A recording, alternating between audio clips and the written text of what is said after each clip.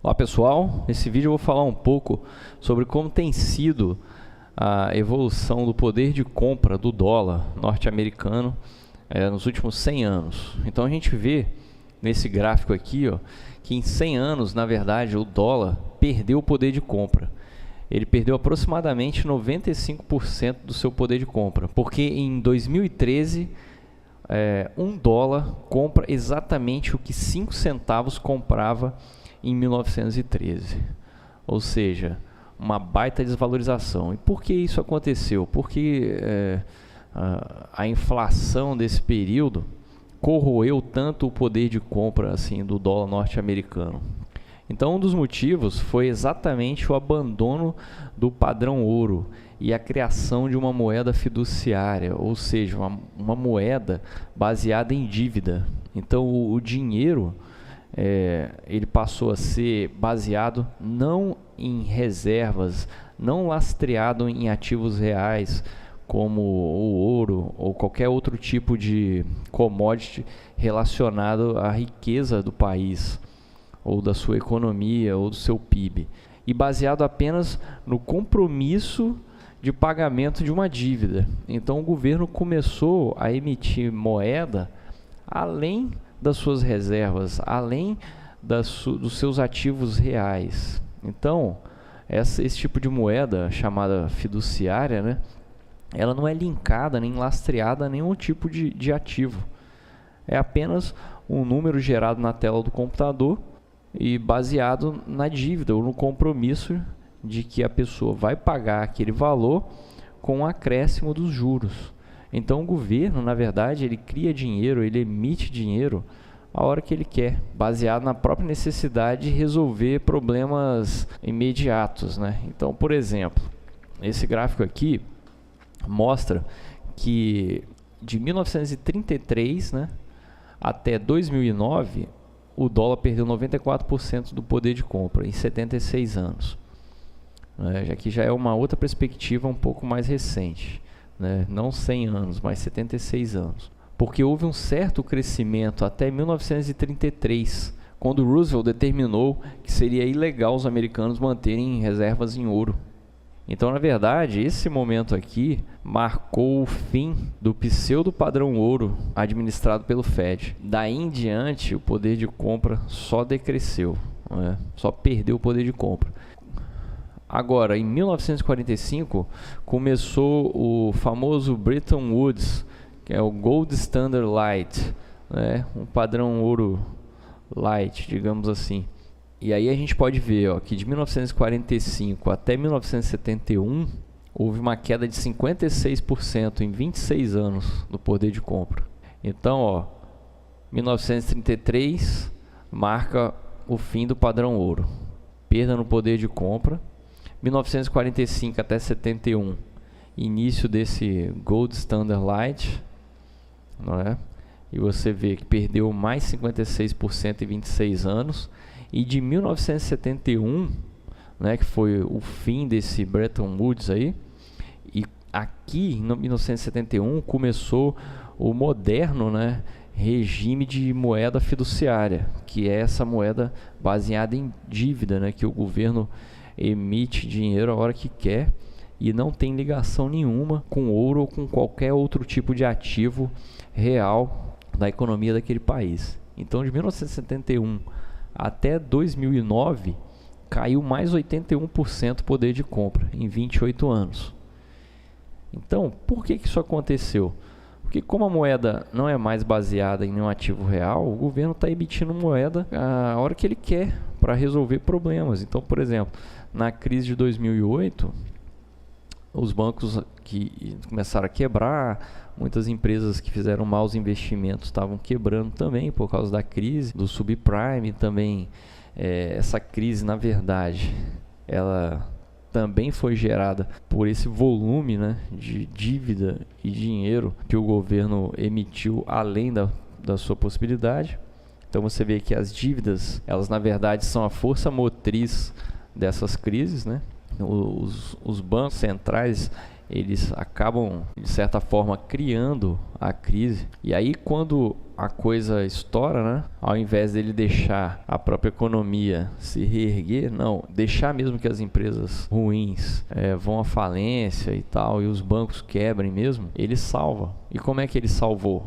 Ele salvou emitindo mais moeda, mais dinheiro, aumentando mais ainda a dívida do país. Então isso fez perder mais ainda o poder de compra da moeda, porque tem muito mais dinheiro em circulação, o dinheiro em circulação vale menos também.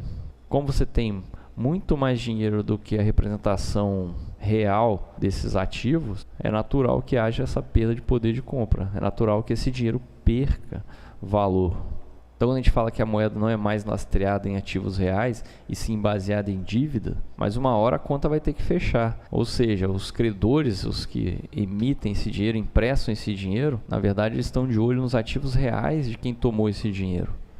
Então, só dar um exemplo, você pega dinheiro emprestado no banco para comprar um carro. Se você não pagar, o que acontece? O banco vai lá e pega o seu carro. Então, aquele dinheiro que ele te emprestou, geralmente é mais do que ele tinha em depósito. Ele conta que a maioria das pessoas vão manter os depósitos lá. Então, ele empresta um pouco mais do que realmente ele tem.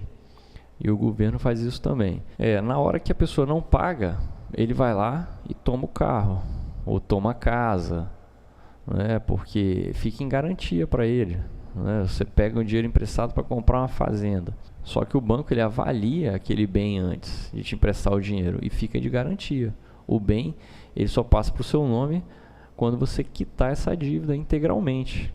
Então, se você deixar de pagar, você além de perder tudo que você pagou, você ainda perde o bem que não era seu. Então, na verdade, o dinheiro criado foi baseado na dívida, né, ou no compromisso de que você iria pagar. Só que se você não pagar, ele toma os bens reais. Então isso acontece com tudo. Acontece com empresas, acontece com países. Então quando você vê quando a empresa falha, na verdade ela acaba sendo trocada de mão. Na verdade ela troca de dono, né? O que acontece é que vem um outro, compra aquela empresa para quitar aquela dívida e passa a ser dono e controlador dela. Então na verdade é isso que acontece. Mas o ativo real, a empresa, ela vai passar para a mão do credor. Acontece até com países, né? Você vê, os países também fazem dívidas, emprestam dinheiro a outros países, né? E mais cedo ou mais tarde, se um desses países não paga, o outro pode pegar ativos reais dele como pagamento, né? Pode tomar terras, pode pegar territórios, por aí vai. Então, para resumir esse assunto aqui, queria mostrar que esse padrão de dinheiro baseado em dívida, ou seja, a emissão de dinheiro além dos ativos reais, cria inflação e faz com que o poder de compra da moeda diminua e uma dívida aumente muito. Então a dívida dos Estados Unidos, olha aqui, ó, nesse outro site a gente tem aqui um gráfico que mostra de acordo com os presidentes. Ó. 1980, a dívida dos Estados Unidos estava por aqui, ó. Na época do Reagan. 1990, o primeiro Bush aqui, a dívida aumentou. Na época de Clinton, ó, aumentou mais ainda. Nos anos 2000, George W. Bush aumentou mais ainda. Em Obama, a dívida quase que dobrou. Né? Então essa dívida, a cada governo que entra, ela aumenta, porque os Estados Unidos ele está cada vez mais se endividando. Esse outro site aqui também é bem interessante, tradingeconomics.com. Esse site mostra, você pode escolher o país que você quiser e todos os dados econômicos dele. Ó. Você vai saber a dívida em relação ao PIB. Então os Estados Unidos ele deve mais do que o PIB dele. A dívida dele hoje está em torno de 19 trilhões, né? Quase 20 trilhões de dólares, a dívida pública aqui, ó. Isso representa 104% do PIB. Né? Então, ele deve mais do que ele consegue produzir em um ano. Então, ele precisa de toda a riqueza de um ano para pagar essa dívida dele. E esse site mostra todos os gastos, ó, orçamento público, despesa até com gastos militares. Ó. Estados Unidos gastam 595 milhões de dólares com gastos militares, né? gastou no último ano. Então você pode clicar aí em gastos militares, por exemplo, aí vai aparecer uma relação aqui, ó, de como tem sido isso, ó. Até 2010 o gasto era de 750 milhões, agora até que decresceu um pouco, então está gastando menos com militar, né? Aqui a gente sabe por quê, né? Que houve esse crescimento muito grande, foi a guerra contra o terrorismo. Então nessa época aqui, ó, de Bush, houve um crescimento muito grande, depois com Obama até que caiu um pouco. Só que Obama gastou com outras coisas também, então acabou aumentando muito a dívida do país. Mostra aqui tudo, ó, todos esses dados. Esse você pode vir aqui e ver, ó, a classificação de risco dos países, né? Segundo as agências. Mas isso daqui não gosto muito de levar em consideração, porque essas agências de risco são todas compradas, né, para dar essas notas aqui. Mas você vê países como Suécia, Suíça, né, Alemanha, que estão até um pouco melhor que os Estados Unidos na classificação aqui dessas agências. Mas os números reais aqui, ó, de dívida e também dos países que são os maiores credores dos Estados Unidos, é interessante. A China, ela tem 1,3 trilhões de dólares investidos nos Estados Unidos. Então, os Estados Unidos deve para ela 1,3 trilhões daquela dívida toda de 20 trilhões lá. O Japão, 1,2 trilhões. Os centros bancários do Caribe, 291 bilhões. O Brasil é o quarto maior credor dos Estados Unidos, com 247 bilhões. Então, os Estados Unidos deve ao Brasil 247 bilhões de dólares. Isso é baseado nas reservas que o Brasil tem em dólar, papéis investidos lá nos Estados Unidos também. Que o Brasil não tem exatamente esses dólares em espécie, né, em moeda física. São certificados de depósitos e papéis investidos nos Estados Unidos, que representam aquela reserva toda em bilhões de dólares que o Brasil acumulou. Ó, os exportadores de petróleo com 237 bilhões, Taiwan com 185 bilhões, Bélgica 180 bilhões, Suíça 174 bilhões, Reino Unido 158 e Rússia 150 bilhões. Então esses países aqui são os maiores credores dos Estados Unidos, né? Os 10 maiores. E aqui no gráfico aqui, ó, você vê o mapa, né, desses países e o quanto cada um tem investido nos Estados Unidos, né? Esse aqui é o site chamado jornalggn.com.br. Quem quiser pode acessar lá também para ver as matérias. E esse outro aqui é o tradingeconomics.com, que tem dados econômicos de países espalhados pelo mundo todo. Esse site aqui é bem interessante também.